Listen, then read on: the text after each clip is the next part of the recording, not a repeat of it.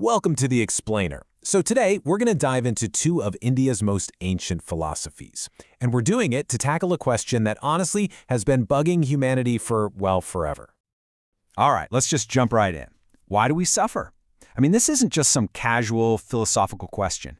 It is the fundamental problem that these two entire systems, Sankhya and Yoga, were built from the ground up to solve.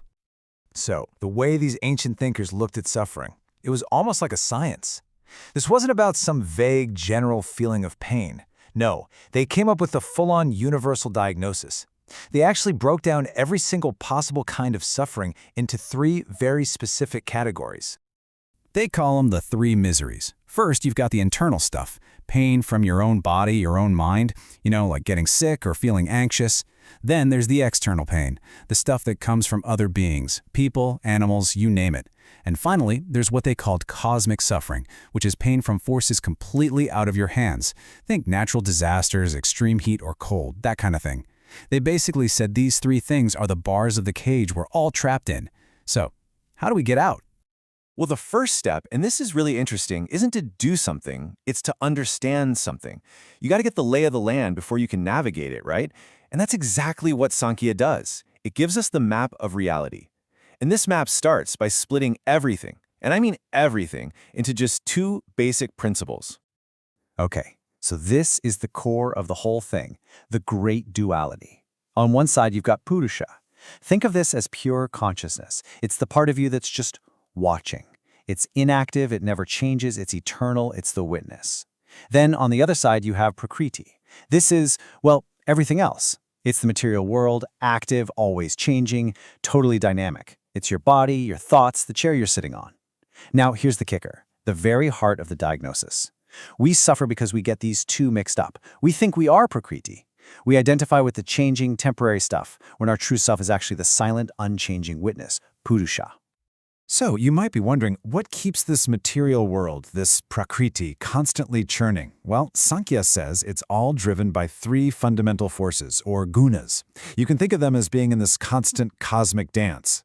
First, you have sattva, that's the energy of harmony, clarity, and light. Then you've got rajas, which is all about action, passion, and restlessness. And finally, there's tamas, which is inertia, darkness, delusion. The crazy part is, everything you can possibly imagine, from a rock to your own thoughts, is just a different mix of these three forces.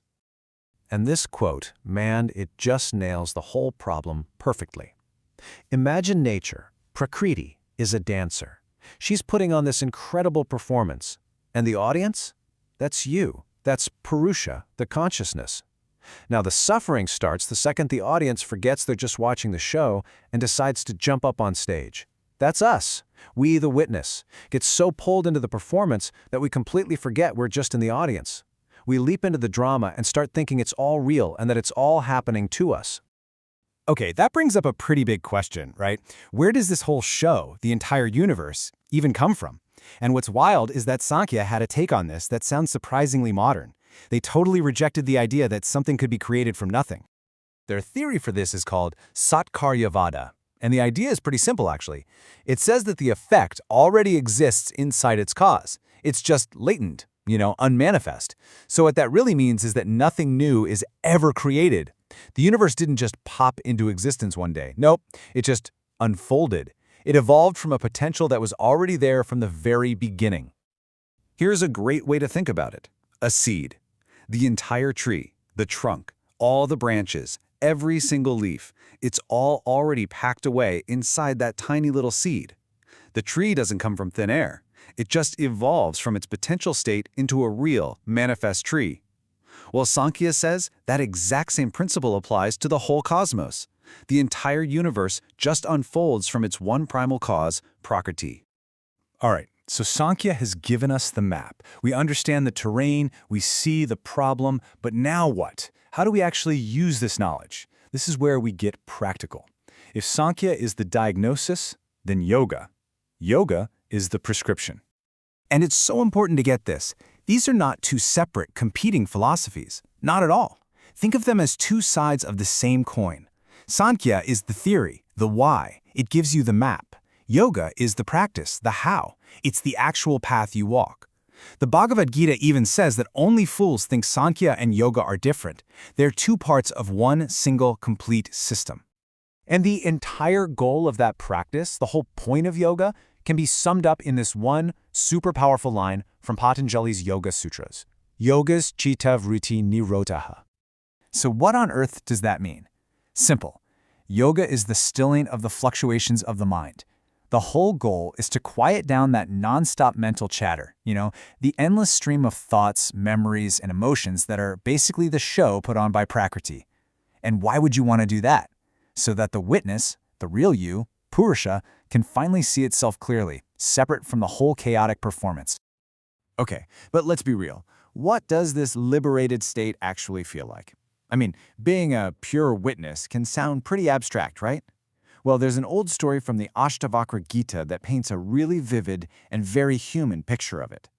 So the story goes like this. A farmer is out working in his field, and then the absolute worst thing imaginable happens. His 18-year-old son gets bitten by a snake and dies, right there on the spot. A stranger sees this happen and, of course, rushes over, expecting to find a man just shattered by grief. But that's not what he finds. Instead, the farmer is completely calm. He's just continuing with his work. The passerby is, as you can imagine, totally shocked. He goes up to him and says, "Your son just died. How can you not be grieving?" And the farmer's response gets to the very core of this entire philosophy. He just looks at the man and says, "I was given a gift for 18 years. Today, that gift was taken back. It was never really mine, so how can I grieve its loss?" See, he understood on the deepest possible level that everything from Prakriti, the material world, his body, his son, even his own feelings, is all temporary. It wasn't his true self. He simply remained the witness. So when you boil it all down, what's the big takeaway? It's a fundamental shift in who you think you are. You are not your body. You are not your thoughts. You are not your emotions. All of that stuff comes and goes. You are the silent, unchanging witness to all of it. That's the huge realization that both Sankhya and Yoga are aiming for.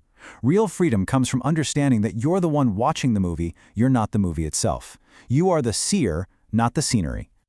And that leaves us with one final thought to chew on.